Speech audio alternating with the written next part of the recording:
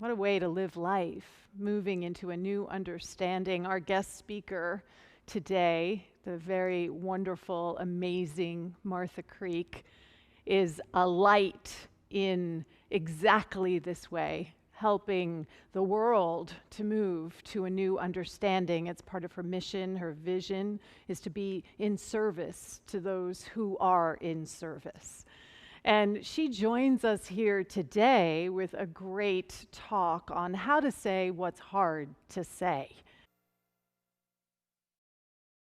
Good morning, everybody, and good afternoon if you're listening somewhere else or around the world. This is Martha Creek, marthacreek.com to contact me directly.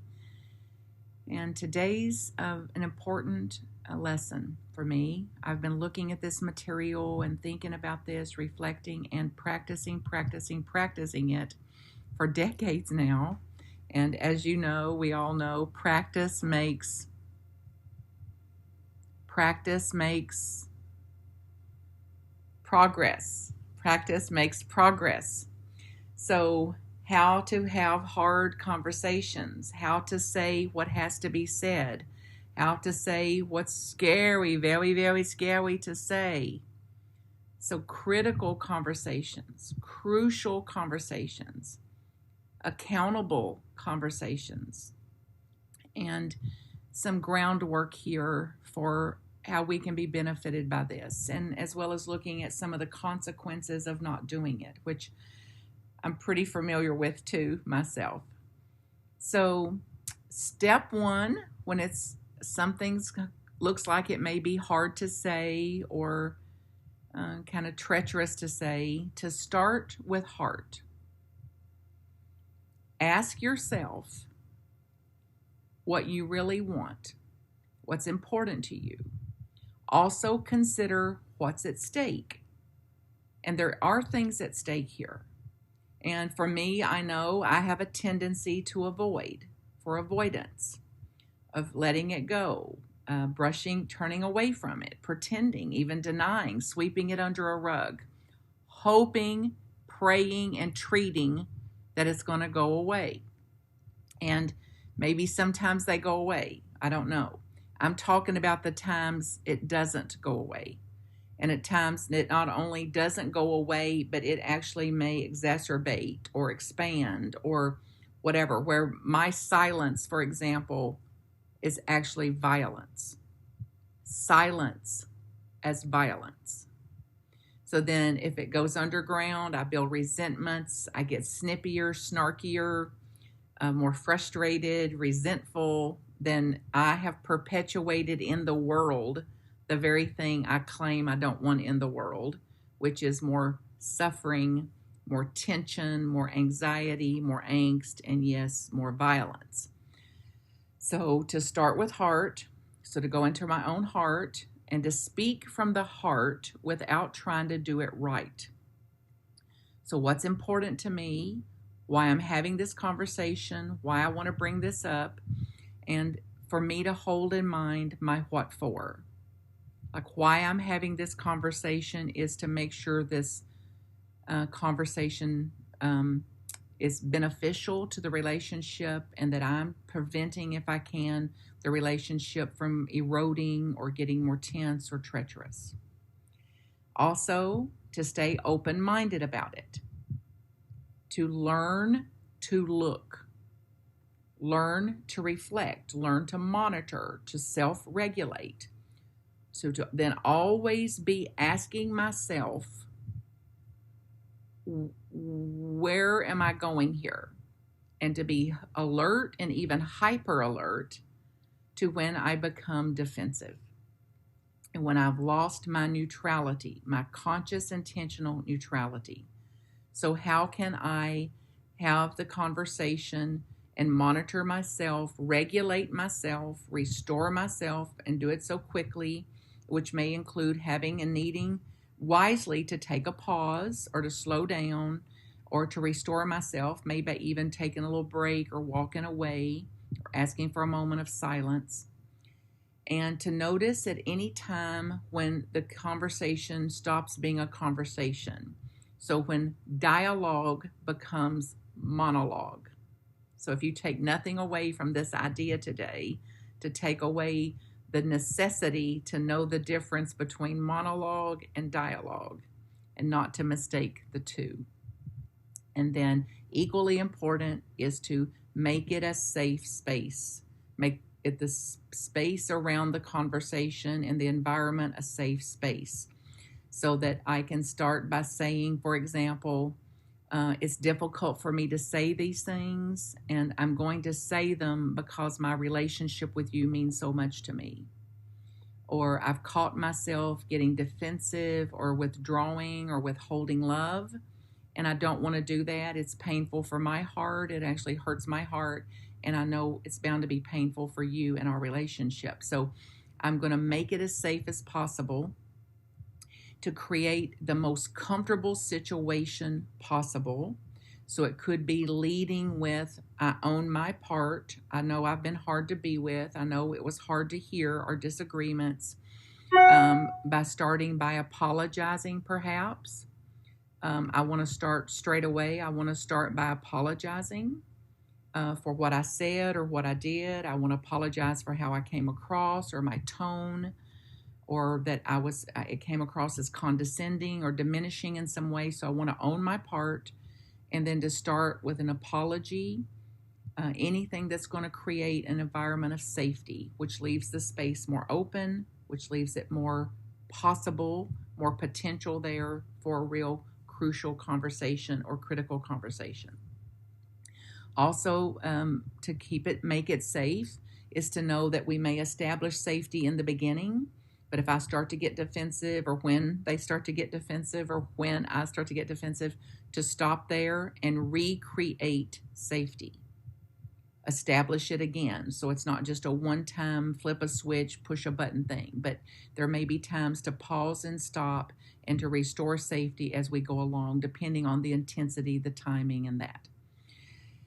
And then asking a question to stay more in an inform me state, help me understand this. This is what I noticed, what was happening there. Any kind of question that shows I'm interested, that I'm also seeking to understand, not coming with demands, willfulness, stubbornness, and some of our other patterned ways of coming at these things. So any kind of question or a demonstration that I am aware that it went off the rails somewhere, and I'm wanting to look to see what was happening there. So even you could say, I want to demonstrate, not pretend, but literally demonstrate that I have caring about it, and I have caring about how it went, and wanting to get it back on the rails, and to do so as quickly as possible to restore the relationship, to restore the communication or whatever may have been lost or breached. And then the next step is to master your story. Master your story. So that means then not to let the story run the show. So for me to master my story, that means I must focus on what happened that made me feel a certain way. And I don't want to displace that or project that responsibility for that onto another person. So then I've got to take ownership of my own responsibility, and responsibility for my own emotions, for my own triggering, for my own upset about that, and not displace or put that off onto another human being. So then I can then bring to the conversation, I want to address what happened. I want to address what went on there. I also want to learn from it. And then I'm not going to hold anybody else responsible or accountable for the shape I'm in or for what happened in me.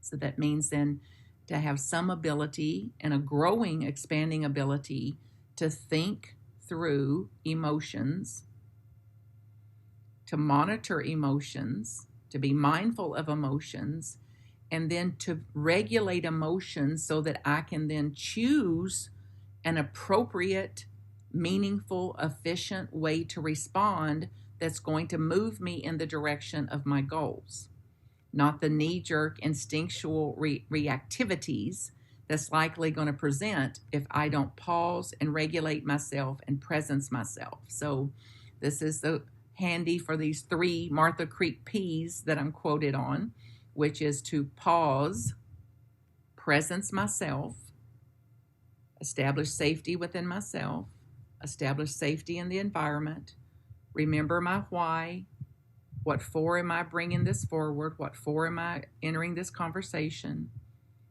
looking at how it's affecting me, looking at what I mean, and then returning to my heart space, and to do it and repeat as necessary. And then state my path. Share what I'm noticing, share what is factual as far as I know, and be willing to know that even though I think it's factual, it may not be. So testing out, is what I'm believing actually factual? Testing out my conclusions that I've already drawn. And it's what I mean when you hear me quoted as saying, in the beginning, there is the conclusion. So it's like then for me to test these out. So I'm thinking this, is that true? I'm thinking this is what happened. Is that what happened? So willing, more open-minded in my mindset to be informed, to be wrong, to be half informed, or whatever the case may be. So that this way, the other party, my friend, my colleague, my coworker, partners, husband, spouse, wives, whatever it is, can see immediately where I'm coming from. That there's less doubt, there's less propensity then to set it up as a defensive model if I clearly state my path, clear about my why, coming from a heart space, not displacing my feelings and my responsibility for self off on another, then real potential exists here. And then also then to be willing to explore the other's perspectives. What was it like for them? What were they thinking? What caused it in them? What do they believe contributed to it, us losing energy or getting off the rails or getting offended?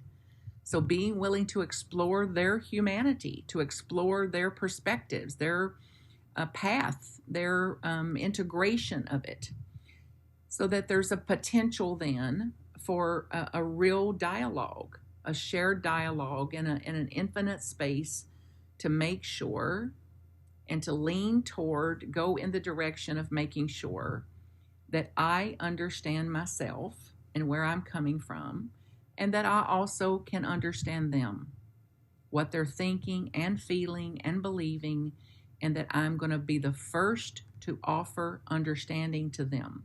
So seek first to understand before wanting and needing, shoulding to be understood.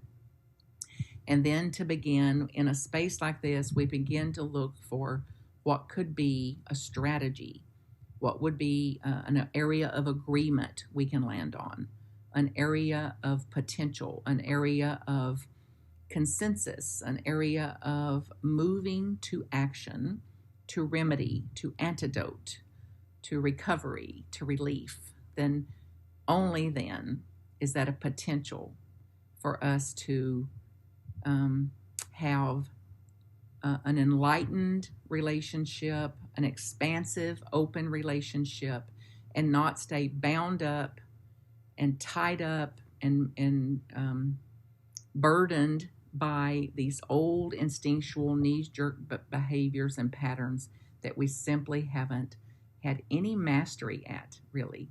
And in fairness to us, each and every one of us, we're not taught these things. There's no place in our life that this is really taught, even through educational processes or master's degrees and PhDs, of how to come to these tense conversations and to do so differently, and accepting the consequences of not doing it and taking responsibility for doing it. So this week, I'll be fleshing this out in detail with examples, role play, more education. I've drawn on resources from the authors of the book, Crucial Conversations, looking at crucial accountabilities and the tenets of this. So I hope you'll join and encourage others to join too, because it is literally for every human being. So anybody with a pulse is ready for this class. Everybody with a pulse is ready, and I'm ready, and I'm in again. So I hope you'll join me and to put the invitation out for others too. So I hope you'll re-listen to this to get these steps down. And then here's a few more of the tenets that I'll leave you with to begin to think about as we move into the week. In crucial, critical conversations, be sure to carefront instead of confront. Carefront instead of confront. And sometimes confronting is necessary. That will be after carefronting didn't work or wasn't effective. Make sure we're looking at what the right problem is and not making people our issues. So we keep a clear distinction between issues and people. So hard on issues, softer on people.